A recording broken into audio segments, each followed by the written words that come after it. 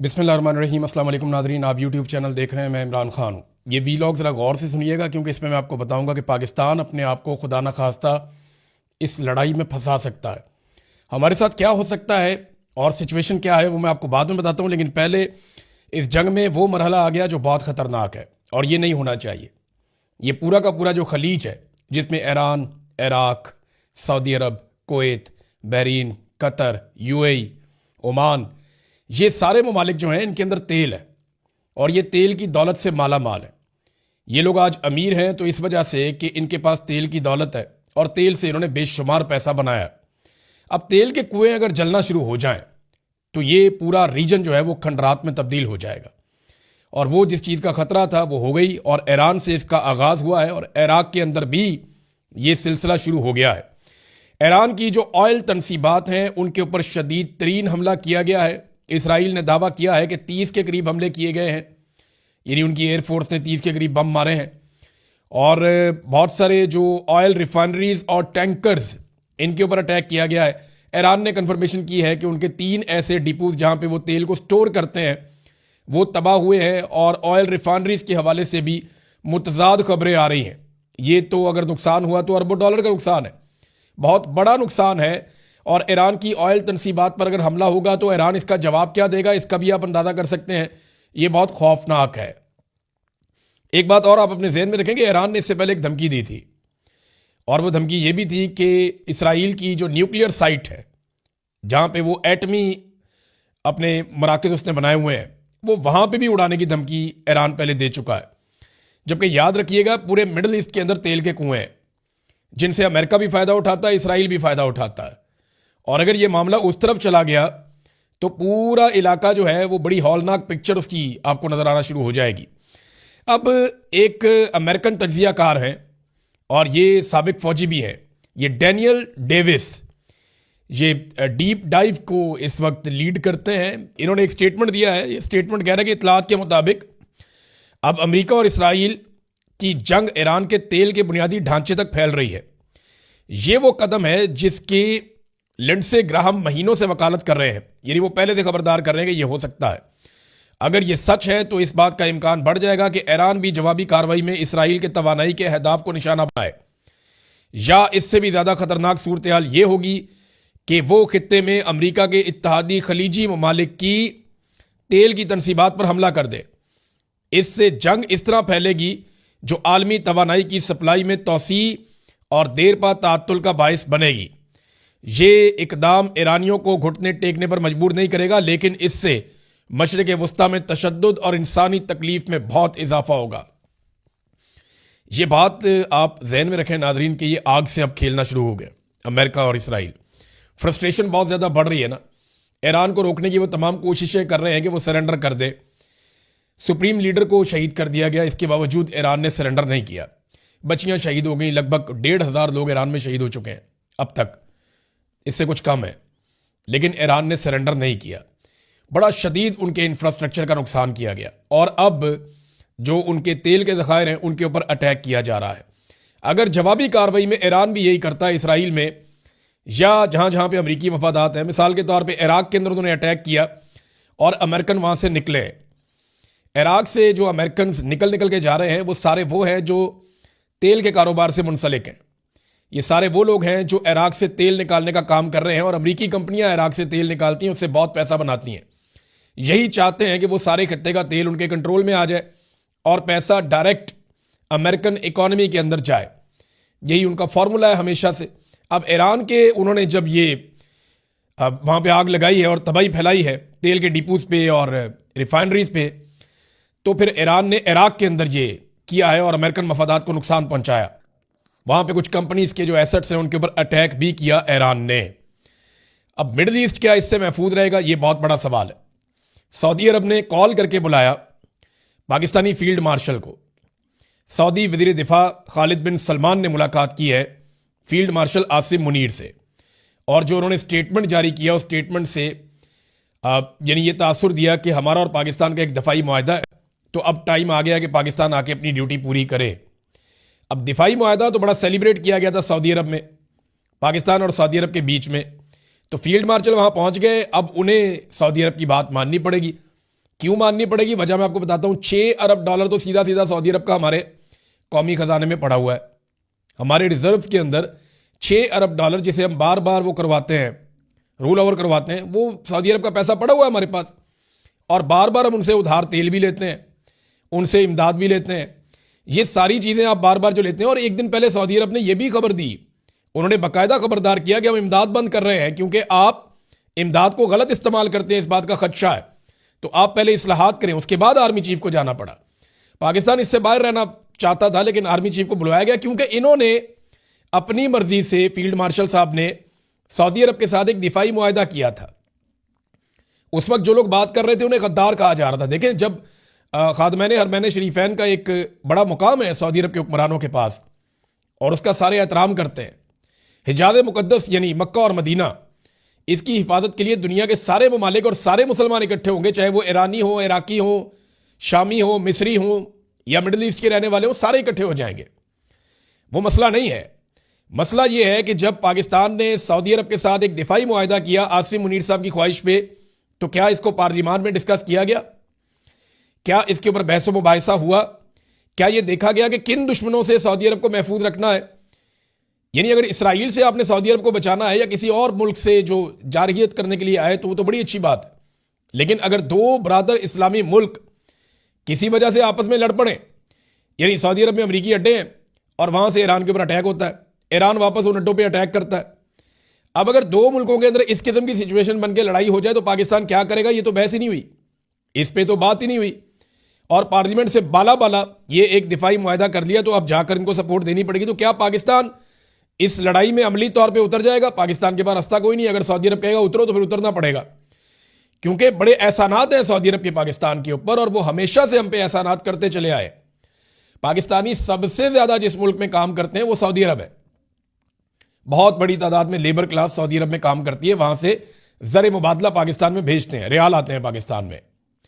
और पाकिस्तान के हुक्मरान जो हैं वो जो डोनाल्ड ट्रंप के साथ अभी रिलेशन बनाए, वो लिंक भी सऊदी अरब से जाकर मिलता है। तो फील्ड मार्शल गए और अब इनकार करने की गुंजाइश है नहीं। तो क्या अगर सुलह नहीं होती और मामला हल नहीं होते, क्योंकि DGISPR का भी इसके ऊपर एक स्टेटमेंट जो है वो मार्केट में फ्लोट कर रहा है और उसकी भी मुझे समझ नहीं आ रही, उसका सरपाव नहीं है। देखिए, पाकिस्तान को वही करना पड़ेगा जो सऊदी अरब कहेगा। बड़ी ऑड पोजीशन होगी पाकिस्तान की। अल जजीरा ने इसके ऊपर बाकायदा एक रिपोर्ट छापी है। अल जजीरा का यह कहना है कि पाकिस्तान फंस गया बीच में, दो बरादर इस्लामी मुल्क हैं। देखिए, अगर पाकिस्तान इनमें से किसी एक की तरफ से भी लड़ता है तो पाकिस्तान में फिरका वारियत का बड़ा मामला हो जाएगा। ये शिया सुन्नी मामला पाकिस्तान के अंदर आ जाएगा, जिससे पाकिस्तान ने काफी हद तक जान छुड़ाई है। अब हमें इन दोनों मुल्कों के बीच में सुलह के लिए किरदार अदा करना चाहिए, ना कि एक फरीक बनना चाहिए। क्योंकि जो सऊदी अरब के वजीर दिफा हैं, बहुत मोहतरम है हमारे लिए, उनका जो एक स्टेटमेंट है उसमें उन्होंने पाकिस्तान और सऊदी अरब को एक फरीक और ईरान को दूसरा फरीक बताया। तो टेक्निकली आप समझ जाएं कि पाकिस्तान के army chief field marshal Asim Munir ने पार्लियामेंट से बाला बाला जो दिफाई मुआहदा किया सऊदी अरब के साथ, देखिए उन्हीं की ईमा पे हुआ ना। ये बेचारे तो कुछ भी नहीं है, किसी खाते में नहीं, ना 3 में ना 13 में। हुक्मरानों की तो औकात ही कोई नहीं है। पार्लियामान में आता तो अपोजिशन भी अपनी राय दे लेती, लेकिन ऐसा कुछ किया नहीं गया। अब वजीर दिफा किधर है? देखिए, सऊदी अरब की जानिब से सऊदी वजीर दिफा बैठे, तो पाकिस्तान की जानिब से पाकिस्तानी वजीर दिफा भी बैठने चाहिए। और मैं एक और चीज नोट कर रहा हूं कि काफी अरसा हो गया है लगातार जब जब आर्मी चीफ सऊदी अरब जा रहे हैं तो उनकी कोई नई तस्वीर मोहम्मद बिन सलमान के साथ नहीं आ रही। मैं उम्मीद कर रहा था इस मौके पर जब वो जाएंगे तो उनकी तस्वीर जो आएगी वो मोहम्मद बिन सलमान के साथ आएगी, लेकिन मैंने देखा कि मोहम्मद बिन सलमान के साथ नहीं आई, उनके भाई हैं उनके साथ आई है, खालिद बिन सलमान के साथ।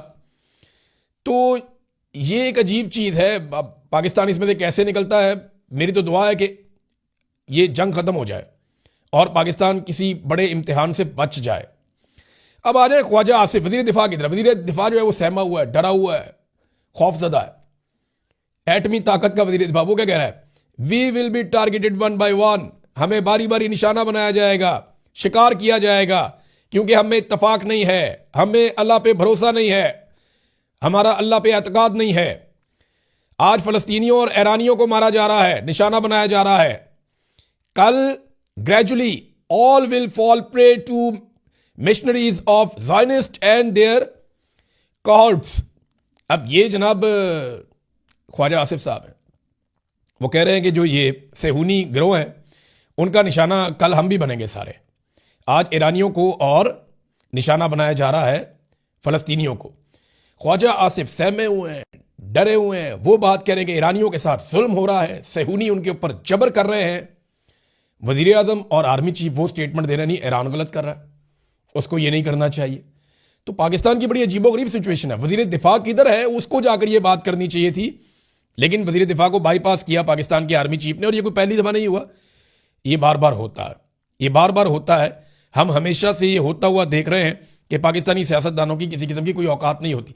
डोनाल्ड ट्रंप ने जो स्टेटमेंट दिया था ना, उसका टका के जवाब दिया है ईरान ने। डोनाल्ड ट्रंप ने कहा था ना कि ईरान ने माफ़ी मांग ली, ईरान ने यह कह दिया कि जनाब हम दोबारा हमले नहीं करेंगे, और इस बात का वादा भी कर लिया, ईरान ने माफ़ी भी मांग ली। ये सारे स्टेटमेंट दिए थे।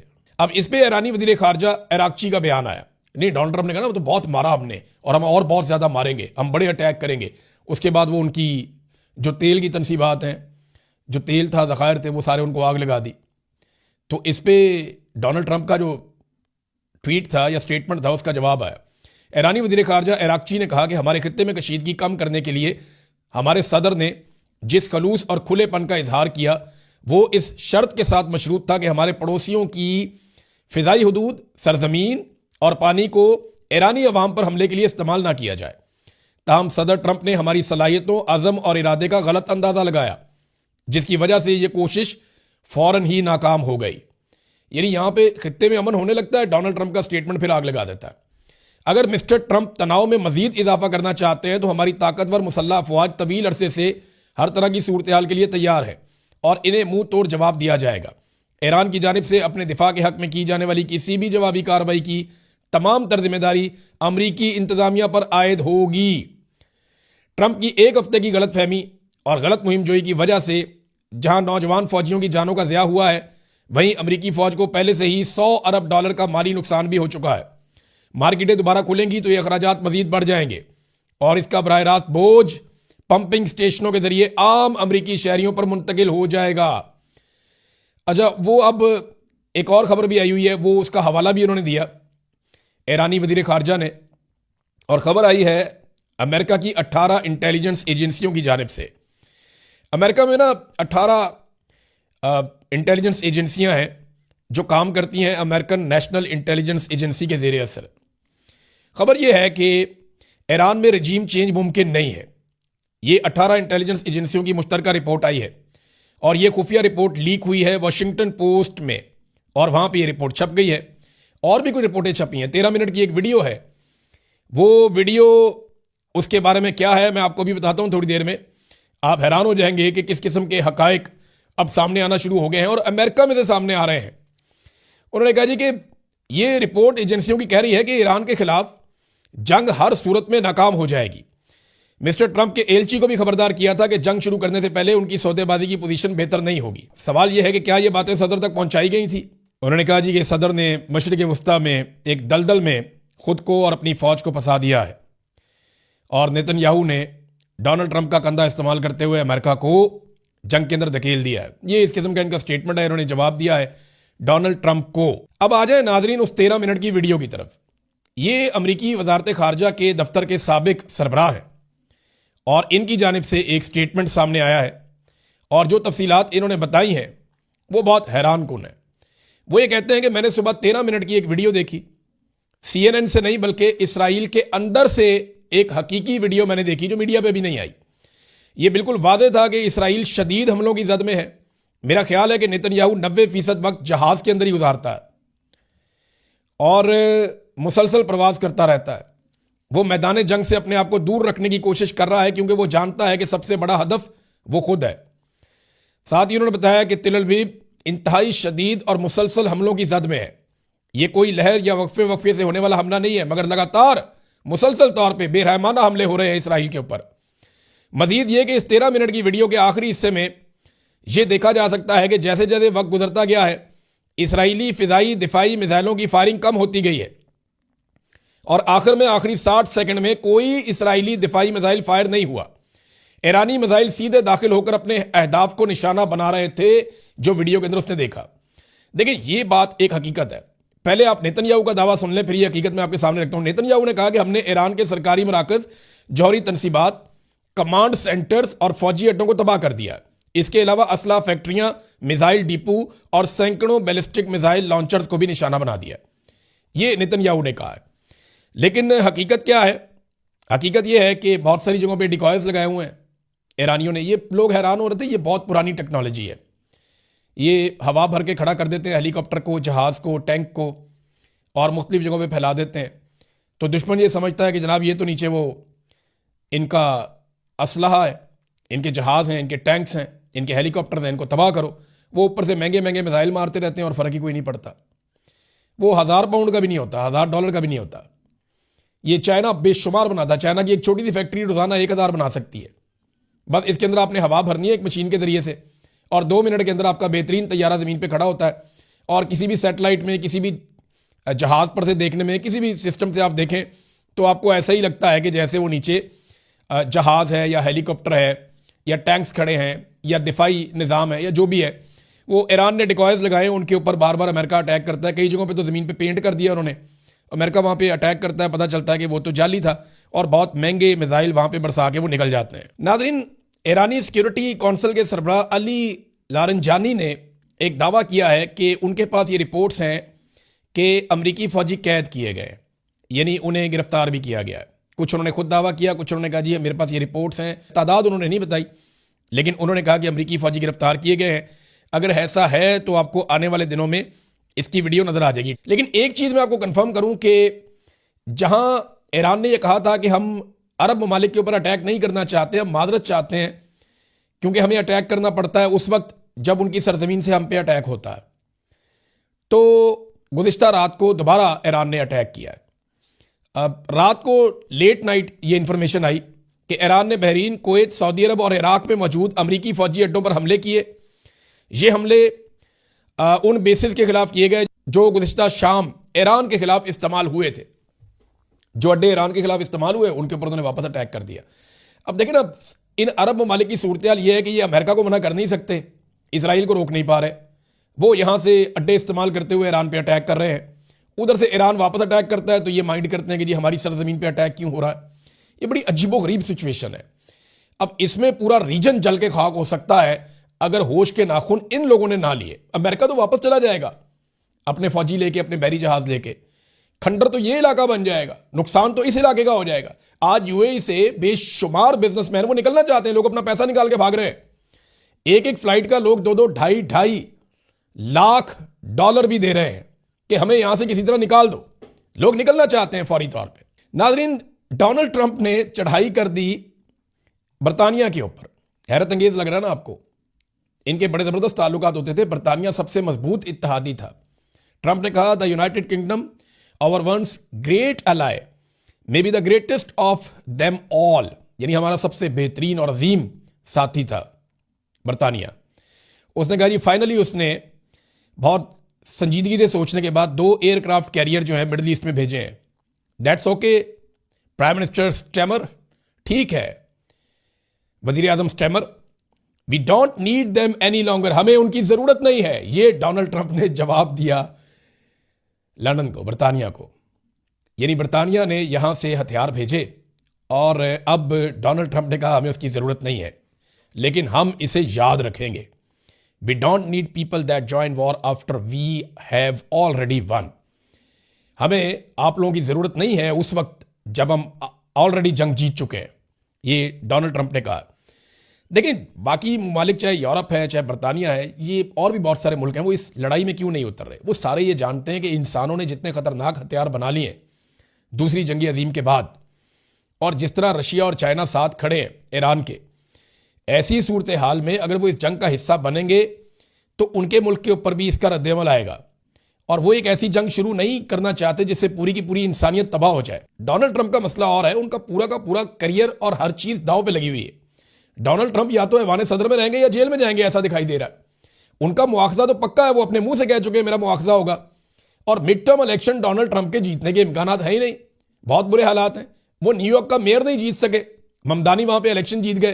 तो डोनाल्ड ट्रंप की फ्रस्ट्रेशन तो समझ आ रही है, नेतन्याहू भी मुजरिम है, उनके ऊपर इसराइल के अंदर भी मामला आते हैं। वो चाहते हैं उनको सदारती माफी मिल जाए, उसके लिए वो सिफारिशें भी करते रहते हैं।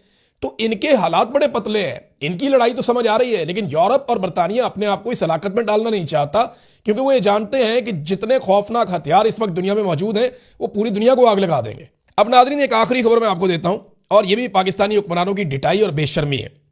पाकिस्तान का जो वजीर आजम है और जो उनकी टीम है वो ये कह रहे हैं कि क्योंकि आलमी सतह पे सारे मुल्कों में पेट्रोल की कीमतों में इजाफा हो रहा है, इसलिए हमने भी पेट्रोल की कीमतों में इजाफा कर दिया है। अब मैं आपके सामने हकायक रखता हूं मुल्कों के साथ साथ कि जंग से पहले और जंग के बाद किस किस मुल्क में पेट्रोल की कीमत कितनी बढ़ी है।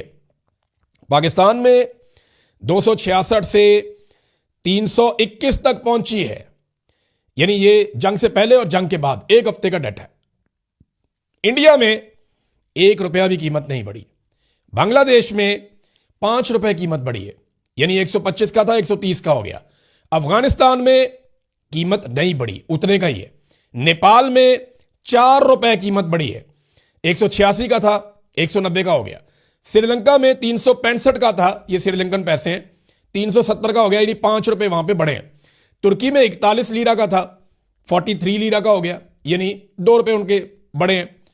और ईरान के अंदर जो है वो बहुत ही थोड़ी सी कीमत बढ़ी है। सऊदी अरब में बहुत माइनर थोड़ी सी, यानी डॉलर्स के अंदर अगर आप लें तो सऊदी अरब में 0.62 डॉलर के ऊपर मिलता था, 0.66 डॉलर पे मिल रहा है। यूएई में भी बहुत ही कम कीमत बढ़ी है इसी तरह से। चाइना के अंदर ना होने के बराबर बढ़ी है। यूके के अंदर 1.78 अमेरिकी डॉलर, अब ये पहुंची है 1.85 अमेरिकी डॉलर, बहुत ही माइनर सी।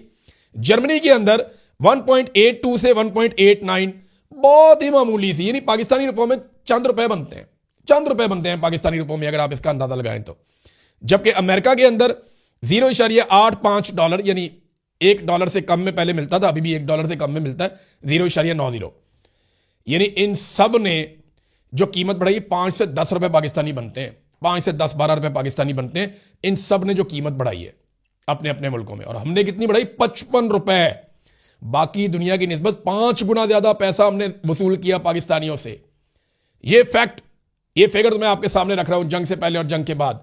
ये कौम को बेवकूफ बना रहे हैं, जैसे इन्होंने 8 फरवरी 2024 को आसिम मुनीर साहब के साथ मिलकर कौम को बेवकूफ बनाया और पूरे के पूरे मैंडेट पे डाका डाल दिया, बिल्कुल वैसे ही ये फिर कौम को बेवकूफ बना रहे हैं। लेकिन कौम की आंखें खुल गई हैं, हाथ नहीं खुले अभी। जिस दिन लोग बाहर आएंगे ना, उस दिन पता चलेगा। अब तक के लिए इतनी, अपना ख्याल रखिएगा, अपने इस चैनल का भी। अल्लाह हाफ़िज़।